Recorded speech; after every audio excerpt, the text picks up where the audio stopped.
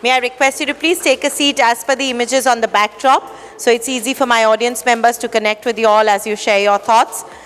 So the next 20-25 minutes of a very interesting session coming our way, all thanks to our speakers here. All yours. Yeah, I think I've been given a strict rule on time, and there's a timer also running. So we'll keep it, we'll dive right in, right? I think throughout today we've had a lot of talk about different aspects in driving agricultural development in India. Today specifically we'll focus on the supply chain. While we've been given a topic which talks about building resilient and efficient food chains, I think I would like to start the discussion from Anil. Given your experience, first in today's discussion we'll focus on where, from a farmer point of view, is value capture of customers lost, and how we can put some ideas out there for the ecosystem to work upon to actually drive higher value for farmers. So why don't you start by firstly laying out what the value chain is and where loss for a farmer primarily takes place. Thank you, Pranav, and good evening, everyone. Cognizant of the time, so we have to really rush in. Well, the question is, it is I think a topic for a PhD thesis. Because the value loss for farmer in the agri value chain, if we have to put our finger on, the only question that I have, only answer to such questions that I have learned during my MBA is, it depends. Okay. It depends on where we see it from, because we often speak about the fragmented land holding and smallholder farmer and challenges associated with it. But the other dimension we often either don't focus on or don't talk about, which is the agri as an ecosystem. In my limited understanding and engagement with the agriculture in India and the smallholder farmers, which is about 27 years, my understanding is that in addition to the fragmented landholding of smallholder farmers, the entire agri ecosystem is also fragmented. And hence the value loss to the farmer depends on which ecosystem piece that you are talking about. And if I can briefly tell about the fragmentation of the agri ecosystem, one segment is the entire inputs as a segment or a category. Correct. In other words, anything that goes into cultivation comes under inputs. Has subcategories in terms of seeds, crop protection chemicals, and farm equipment, and then we get into that. Anything that goes into cultivation comes under that. That segment's role is to make sure that the process of cultivation and before happens in a seamless fashion so that the produce comes into the market. Their role ends there. Yeah. And hence the second is the post-harvest. It's like relay race. The baton gets handed over to the post-harvest, right? And the post-harvest dimension has its own challenges in terms of what you are talking about, quality, quantity, and assaying, and the mandi system, and then you have the MSPs, then you also have perishables, non-perishables, when to sell, demand, supply, all of that. The third dimension is the fuel for the entire agri-value chain, which is the banks, the lubrication, the working capital, the finance. Then comes the government schemes, which are basically the enablers for the rest of the machinery to operate. And last but not the least, we have the new kid on the block, which is the startups and agtech companies. I'm not including the research institutions here because that's another topic. If you see the value loss from that proposition, the baton that is getting passed on is the smallholder farmer. Every time the baton is getting passed on, there is a risk of the baton falling down, and that's the risk that we have. Some are controllable, some are non-controllable. Controllable is where you can still bring in efficiencies in the value chains. For example, timely availability of inputs. Just timely availability, all of us know, has an uptick of about 10 to 15% to the last mile output in terms of harvest.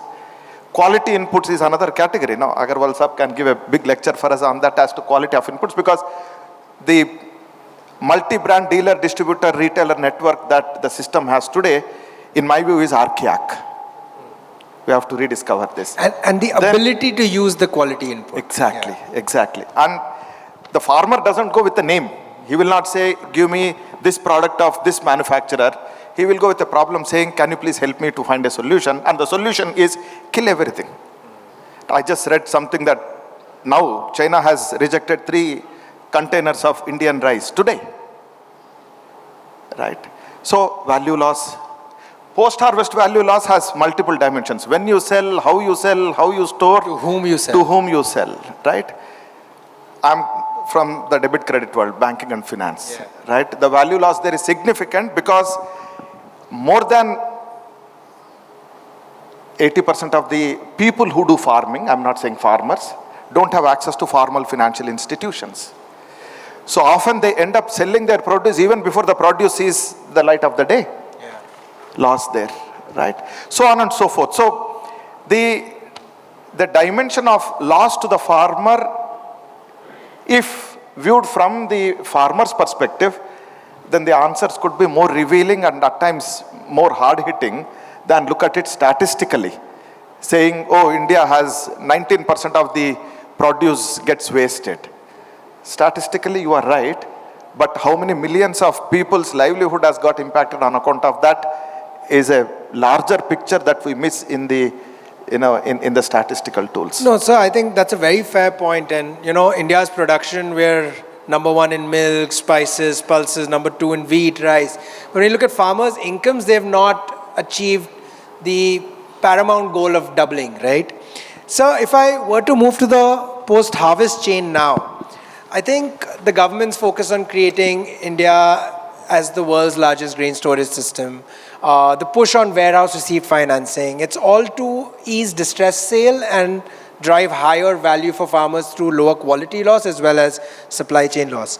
So, but where does the issue still lie? Is it on the accessibility to these warehouses? Is it on the first mile logistics that does not allow the farmer to access the larger warehouses that are being planned? From the post-harvest chain, where does the issue for the farmer today lie? First of all, thank you, Pranav, and good evening, ladies and gentlemen. So I'll start by sharing a very stark statistic that every year the post-harvest loss we have in cereals is grains is sufficient to feed 10 crore people for a whole year. So you can imagine, which is about 7% of our current population. So there are multiple reasons for that, and the major reason has been that all our efforts so far in increasing or improving our farm food security has focused on improving farm productivity. Correct. Now I believe the time has come to shift gears and focus also on preserving what we produce. So that's why this effort, this scheme for government has come in. And this tries to answer or solve 2 problems. The first problem, of course, is the accessibility. A large number of our farmers are marginal. The commercial warehouses like the ones we operate are largely out of bound for these farmers because they don't have enough surplus to be able to bring them economically to our warehouses and obtain finance. So this system, this scheme, which is going to be operated on a cooperative level, is going to look beyond the economics of such an operation and look at farmers' welfare. And another problem has been, one of the side effects of this lack of access is the diminishing share of the farmer or the private producer in the value which is captured in the supply chain. The farmer gets a very small share because most of the time his sale decision is based not on price optimization, it is based on immediacy of his liquidity need. So these are the 2 challenges which this scheme tends to solve. The scheme has a mandatory WDRA registration of all the infrastructure which will be created to store his warehouses. That means all this warehouse material which comes in is immediately financialized by issue of a electronic non-negotiable warehouse receipt. So from a physical asset to a financial asset makes it very, very fungible and is amenable to many, many such interventions which will ensure that farmer gets its fair share of the value chain. So WDRA is already working. There is another layer which has come in. I'm sure you would have heard of it. It's called EKUN. So the moment ENWR is created, it is registered onto that, and the banks are financial institutions or the lenders who are a part of this ecosystem can take it up and the farmer can get finance really quick. So let me tell you briefly as to how the warehouse receipt currently operates. So suppose you are a farmer or a trader, you want to have a warehouse receipt financing for your goods as a commodity. First of all, you have to locate a lender who will fund your commodity purchase or stock. Then you have to go to a warehouse service provider who will provide you space, issue a WHR, which is non-negotiable, and against that WHR, a lender will lend you money. So it is not possible for a small farmer, majority of farmers, to go through this process. Finding a lender, the transaction costs are simply just too high for it to be viable. ENWR removes all this problem. The moment you are in a financial asset, goes onto a platform, a lender identifies this as an opportunity and you can be funded immediately. The paperwork in today's scenario for a WHR can take up to 3 to 4 days, and farmer doesn't have that kind of a time frame. So I believe as of now, the biggest area where this breaks is the access. And I'm sure this, the world's largest storage scheme which the government has promoted, is going to remove that hurdle. And I hope, and I sincerely hope, that this becomes a success. No, that's a very good take, and I think that's one idea out there for the ecosystem to work on the EKUN and warehouse receipt financing, try to unlock business over there as well. Now, I think shifting gears and moving on to inputs, I think with a dynamic company like Yara, ma'am, where do you see policy primarily playing a role in supporting farmers more? And I think to what Sir earlier said about access to the right inputs, B, ability to use them correctly, and also pricing them basis value. How does Yara see opportunity in there for the farmer? Yeah, thanks Pranav for the question. I'll go a step back, and because our topic is more about how to reduce post-harvest losses, and I firmly believe that post-harvest losses actually start from before the harvesting time. Because after the harvesting, it is all logistics. But if you need to have a robust crop and you have right kind of nutrition or agronomy, whatever you want to call it, then you have that product, the crop is there, so that it will be able to sustain handling, transport, logistics. So it actually starts before you harvest the crop. So that is where role of a company like Yara, or for that matter, Mr. Anil said, farm input companies come into play. Now specifically, if I take that point ahead and talk about the regulatory perspective, I think there are some very good schemes.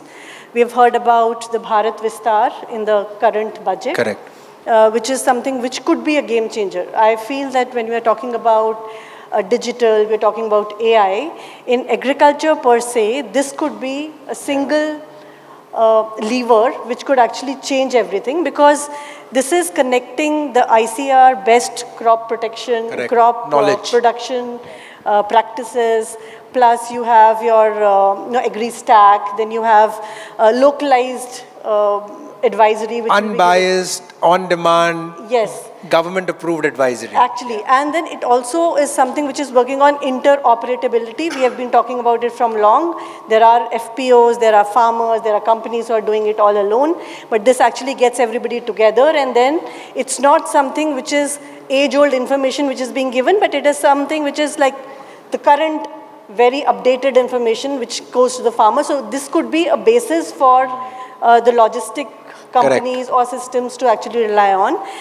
But single thing which could change from a policy perspective is access to, because we are in a day and world where we are looking at sustainability, which is core. We just mentioned about what are the kind of norms which international markets are following. So they are looking at traceability very closely. Yeah. How can we enable it?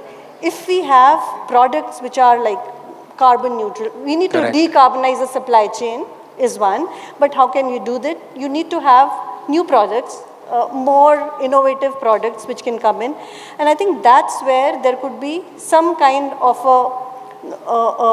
maybe something like a quick start where the government comes in and says, okay, if this is good for farmer, let's get it on. Correct. And then there could be balance and checks, but then the kind of time at the moment it takes, there is a possibility that we could reduce it a bit, and that is something which we could, like ease of doing business could be something which we should definitely look very closely to. Ma'am, that's an important point that you have raised, and picking up your thread on this element of orchestration and this element of digital, right? And as an enabler to, free up the value chain a little more to drive value.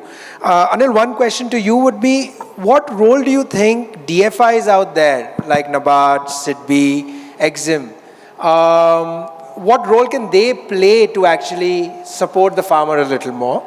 And let me layer that with another question on, where do you see aggregative models such as the FPO and digital enablers that are being driven at the last mile supporting in all of this?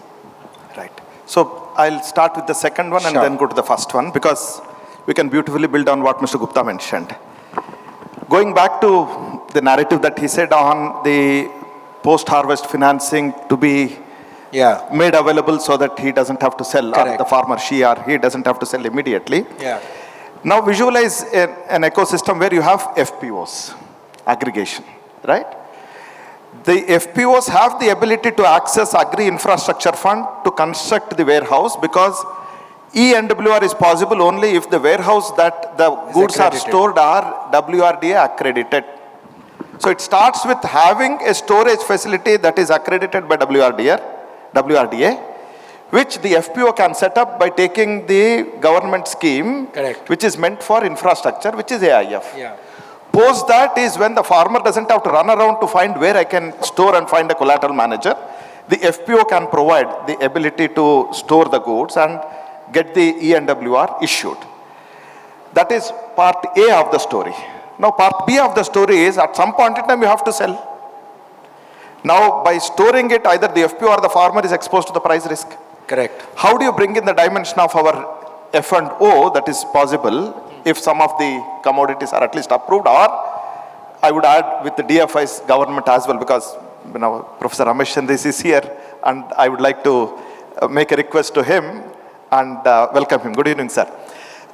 Is the speculation on futures and options is something that we should be cognizant of, but at the same time, the role that they can play to stabilize the price risk for the actual storage of goods that the FPOs would have on the harvest of these members can be enabled. If that happens, because you are talking of orchestration now, if that happens, then the need for the lubrication for the entire value chain to happen, which is finance, would come into picture. So, but if I may just go one level deeper, how do they do that? How do they lower the price risk of stored commodities at, say, an FPO? See, once you have the ability to store the physical good, either you book a future for that commodity or take an option so that at least you are not exposed to price risk. Or else many of my FPOs now are exposed to the soya price risk. Last 2 years we know what is happening to the soya as a commodity. None of them have the cover, and how banks can take exposure on the stock that the FPOs have. Because you are talking of orchestration, I'm bringing all of this. Because each layer needs to be seen from the dimension of how do we protect the farmer from the risk and how do we enable the farmer from the benefit. Now comes the picture of DFIs. Now DFIs still don't understand this vehicle called FPOs. None of their engagement in India yet is specifically for FPOs, because it's a new opportunity that can potentially change the landscape of agriculture, and it takes time for people to, one, understand and two, see the benefit of it.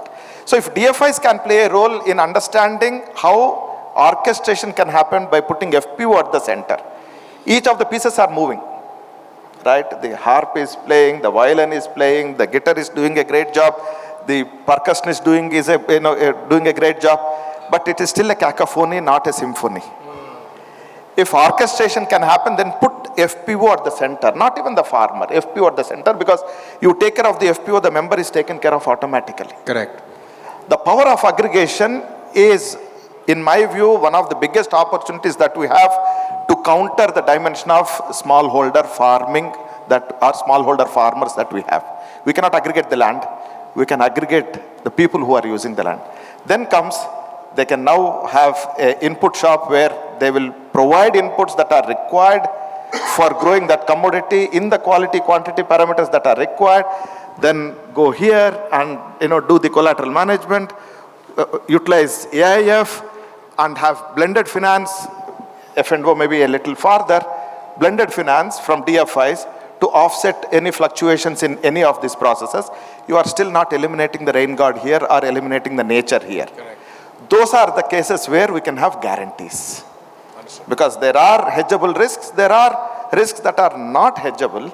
You appreciate that there are risks that you cannot hedge against and provide a safety net for it. DFIs can play an important role. The beauty, last point is, Pranav, the beauty is please. all these parts exist. We have to orchestrate. Yeah. Right? This country has done a phenomenal job in making sure that everything is there. I'd also like to take this moment with the other panelists for the innovators out there, for the private sector out there. What is one problem that your company is not solving but is high priority which people can pick up? So this is a very strange problem we have. It's like a catch-22 situation. On one hand, we produce 350 million tons of grain every year, and our known capacity for storage is about 150 million tons.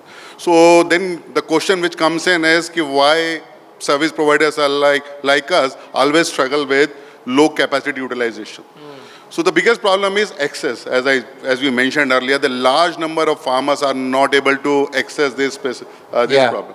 So one of the key things was to improve access, and that has been taken care of by this pilot, where AIF funds have been diverted to creating storage infrastructure at the farm gate level. Correct.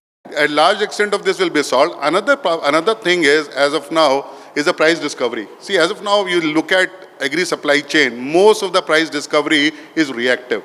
Or on WhatsApp groups. Your WhatsApp group is okay. It's reactive in the sense that at the large level, you stand in the front of market, number of vehicles have arrived, and that determines the price for the day.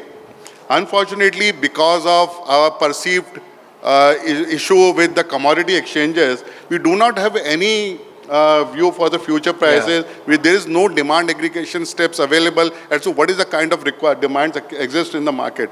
So as a result, the price discovery is very, very skewed. I hope somebody tries to solve that issue along with the storage which has now been done. The price discovery, if it can be done in a much more robust and a scientific way, I'm sure it will help a lot of this to solve these problems in a lot of ways. Very good.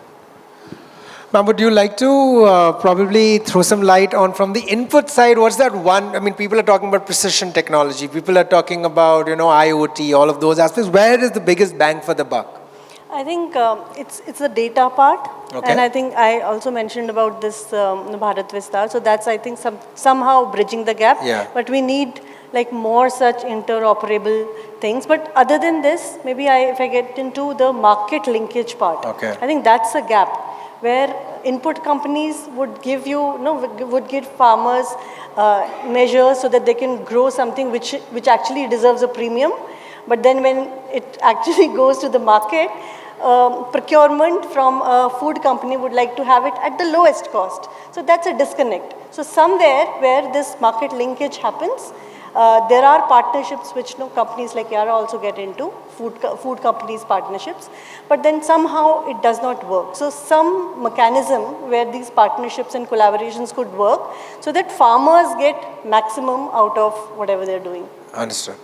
No, so I think today's discussion was good, and I'm cognizant of time. I'll again repeat. But I think it was a good discussion that we had. We had stakeholders across input, output, finance, as well as the entire value chain. A lot of ideas shared. I think the biggest elephant in the room being market linkage and how do you drive transparent price delivery and also correct aggregation at the last mile to enable all of that. I think that's an open question. I hope the rest of the discussion of today and over the next few days solves.